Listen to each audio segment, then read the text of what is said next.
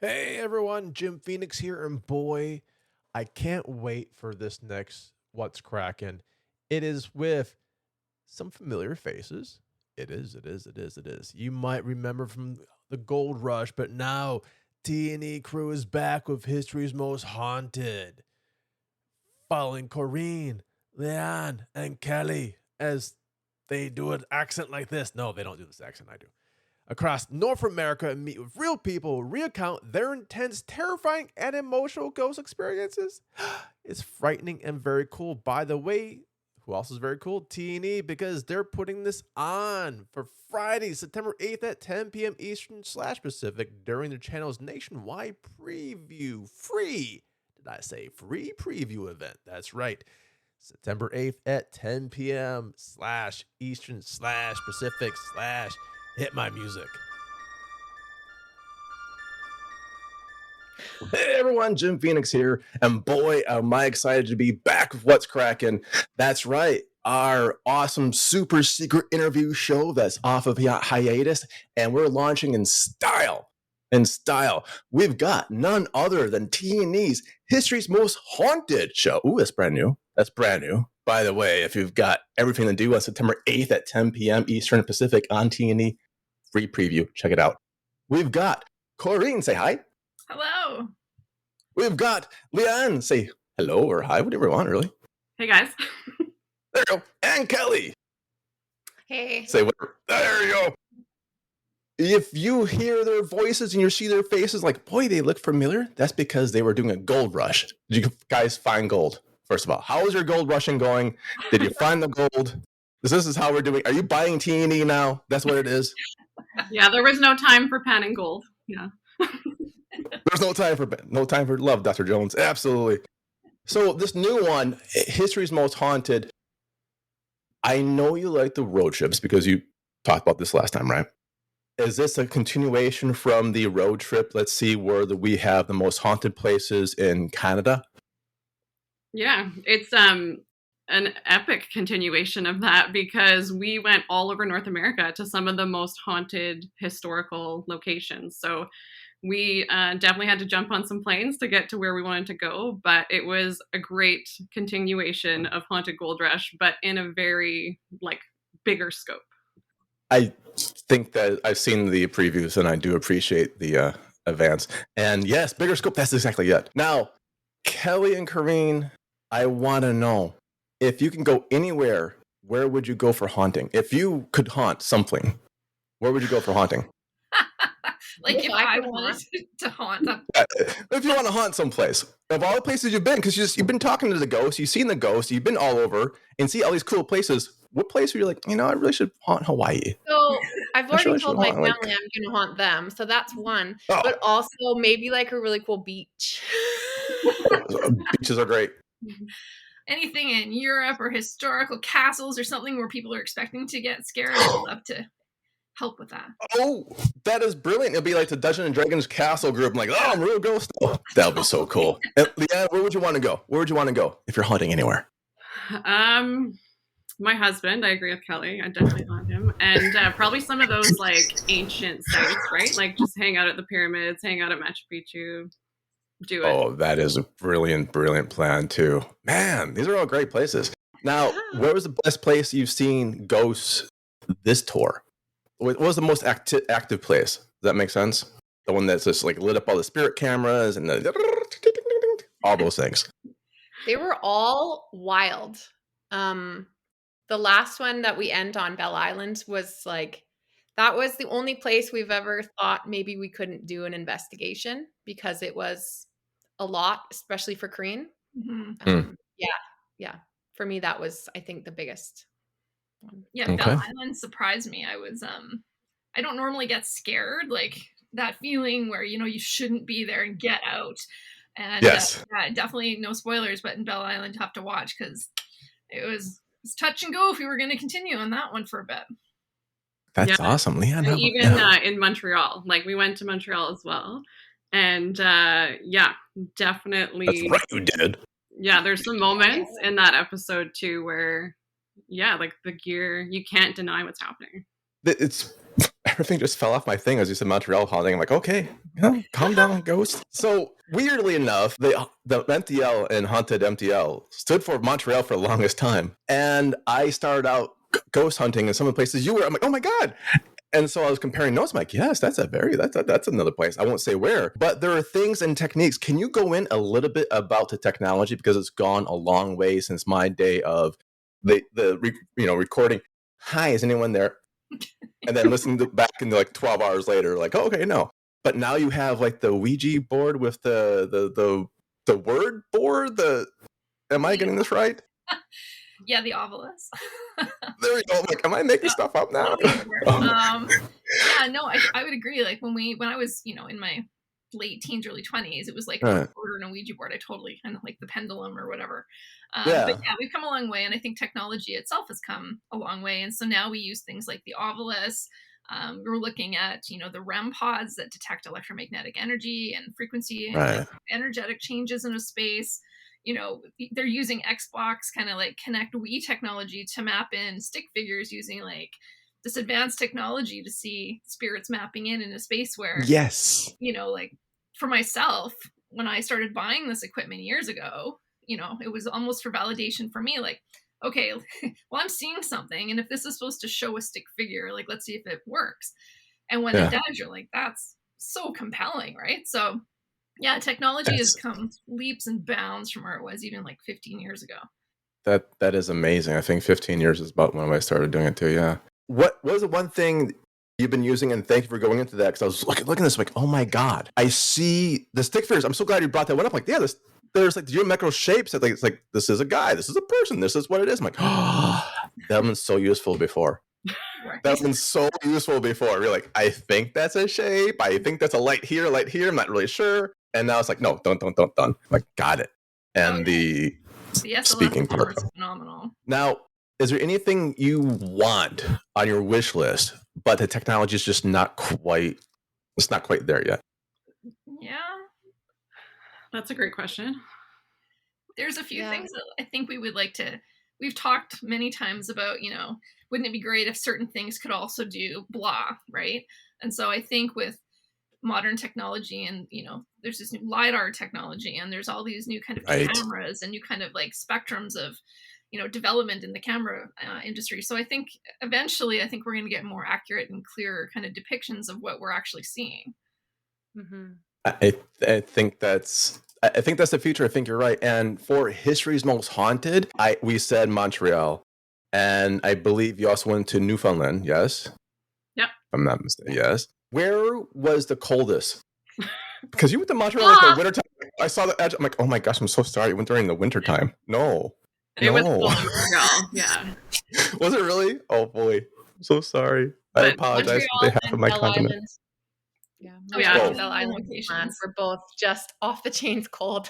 Those Atlantic winds, like I had those like hot hats on like everywhere. They like burnt my skin because I put them everywhere. I laugh because I'm there with you. Like, like that's exactly it. Standing up from the metro, I'm like, okay, I can't believe everything's frozen here. I can't feel anything. Ice. It's like you're either you're burning yourself to keep warm. That's basically what it is. We laughed so hard. We were walking down the street and Leanne picked the wrong boots for the day. And oh my gosh, she's just like shuffling along. It's so embarrassing. Montreal, I don't walk in Montreal. I shuffle because I have like grippy boots. Yeah. Oh, that was my first time in Montreal as well. I'm like, I see these things at other stores, like little grips. I'm like, why would I want to buy this? I'm from Wisconsin. I don't care. It's ice. It's icy or whatever. No, you need them. Because if you haven't gone to Montreal, the streets are like straight up and down for a lot of them. And the rest are just like sheer ice. Yeah, and there was sheer ice. And there was no clearing of the sidewalks. So none whatsoever. Like ice skates are your friend and the gripping things. I'm so sorry. I understand this and I get it. What was the most pleasant climate then? What was the most pleasant climate? What was the most pleasant climate as in not just temperature-wise, but ghost-wise? Without spoilers and stuff like that. Just like, what was the most positive feeling? Oh, jeez. I'm going through the road. I'm hitting hard. That's right. San Antonio is beautiful. Like being able to experience that city, like from like, the river walk and all that stuff. Like San Antonio is pretty awesome and it was warm. And yeah, we did the Ghosts of the Alamo, and it delivered. Like, we were just in like 3 or 4 different spaces that all were super active, and we could wear running shoes or flip-flops when we were investigating. Fall down, like do a little skates around. Everyone thought that was Ozzy Osbourne for the Ghost of the Alamo. Turns out it's an actual ghost. The Alamo actually happened. For my metal fans, like we do a little Ozzy thing. Now, if we're going through this, and you said there's parts that might have made you go, okay, that's it, the end. I know you guys sort of have that safe word-ish. I'm not saying what the safe word is. I don't want to like jinx you guys. But if that would have happened, could you walk me through? Is it just like ending and we just walk away from taping? Or you guys go back the second day? Or is it just done if the safe word has been reached? We haven't had to cross that bridge yet. Have we? Not in the series, at least. Jinx you guys. Like, maybe the 108 a little bit. Yeah. It's the agreement is that we leave as soon as somebody feels it's too much or they're afraid. If you ever feel fear, you need to get out. So, and then we reassess from there. Yeah. That's pretty good. And risk too, right? Like if someone's feeling that, freaked out and that energy is that strong, like we don't know what it could do. So we don't want to put anybody, even ourselves or the crew, at risk. So, it's just like, let's take a step, take a minute, get out. And that's respectable. And that's what I like seeing about your programs, is because you have the respectable. I think I said this last time. We won't mention the ones who kind of like call the ghost out, start yelling at them like, oh, what are you doing, dude? Like, really? First of all, they're dead. Come on, like, give them a break at this point. But you've been respectable, and because of that, I keep asking this. I was just wondering, because you just did History's Most Haunted on T&E. By the way, September 8th, which is a Friday, Ottawa has this Comic Club, wow, Comic-Con, and after Comic-Con, 8 p.m., or 8 p.m., redo that, 10 p.m. Eastern and Pacific. Perfect time, because your show is on the T&E nationwide free preview event. Reading's hard for me today. I should probably not be a teacher. So as we're checking this out, I was just wondering if you have any things that are like attachments, anything that the ghost came with you, anything that said like any kind of like dreams afterwards. Did anything kind of get in your psyche afterwards? I didn't have anything personally afterwards this time, but it was interesting that something came weeks before and kind of attached to me in a way that I never really experienced like that. So so check out Charleston's episode and you'll see what that's all about. So I didn't have anything after, but it was an interesting one where I was getting stuff weeks before the episode, and that was new. That's go for it. I was gonna say Corine cried in that episode, and I've never seen. I mean, Leanne's lived with her whole life. I don't know if she's ever even seen her cry. So that was the big one. Yeah.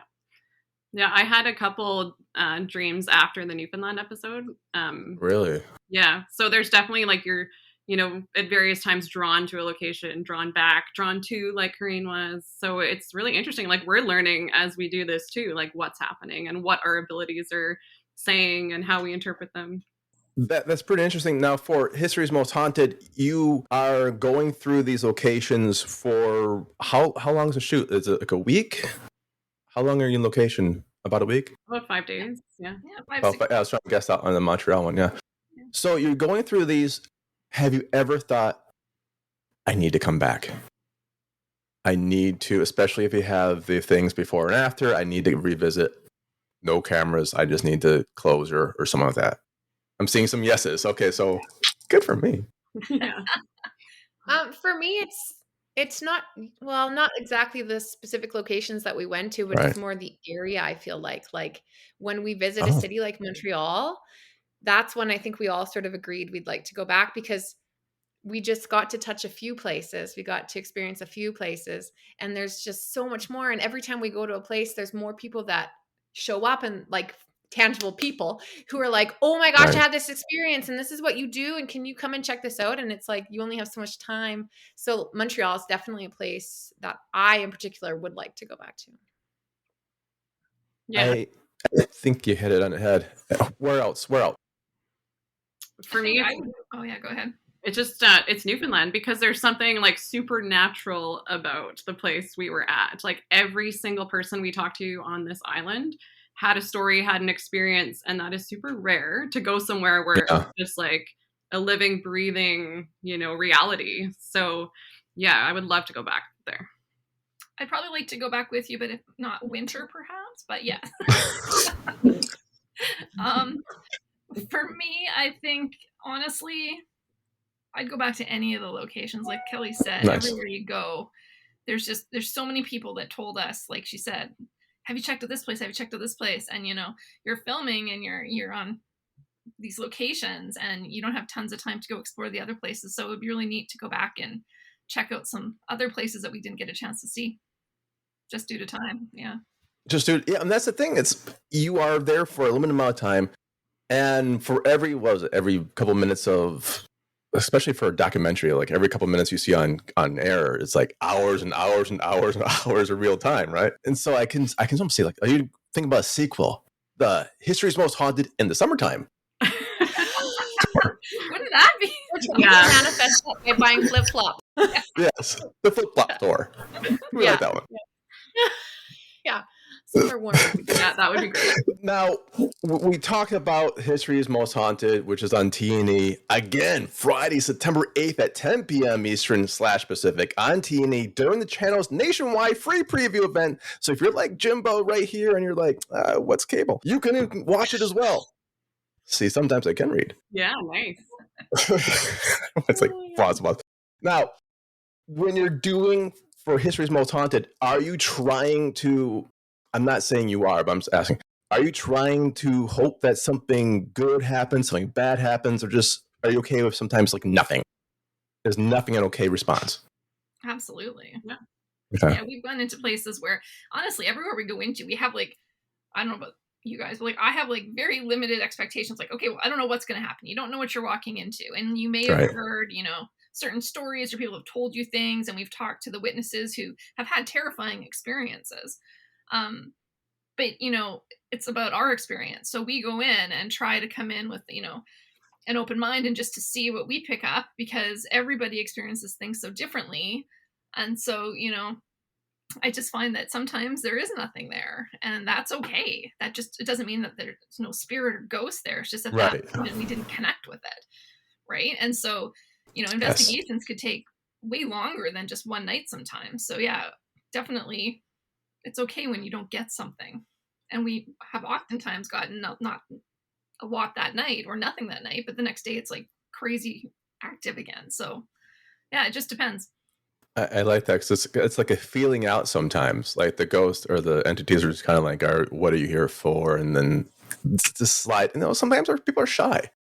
Entities as well. They can be shy as well. So that's very great. Now, if you want to say one thing, just one thing, what was your best, scariest, whatever moment, happiest moment for History's Most Haunted? What would it be? And we'll start clockwise on my screen, which was going to be Leanna. What was the one thing you want to take away from this entire series? If I could just say one thing. Honestly, like stepping foot onto our first location in San Antonio, Texas, it was just the reality of it. Like, I'll never forget that moment, and just like starting the journey there, and like thinking about like our first location in Texas to our last location in Newfoundland and everything in between. I know this is not one thing, but I'm spiraling. No, that's good. Just stepping into that like first part of Texas, I think is my like big aha moment. Like, we're doing this. That's awesome. Yeah. Yeah, I'm smiling because I'm like, you started out with a nice little warmish location. Like, as time goes on, let's go to the colder places last. Yeah. Go to there last. Kelly, how about you? Can you say the question again? Leanne spiraled me off a little bit. No, kidding. That's good. Just the one thing, the one takeaway you got: positive, negative, spooky, good stuff. What was the one thing you took away from History's Most Haunted? Yeah, for sure. besides the show itself and investigating, Right. it's for me, it's in each location, the connection between the three of us and our crew that we formed, that is so special. We've taken away Cool. that, like Darcy, our DOP, we have a bond with him. We call ourselves the Fab Four.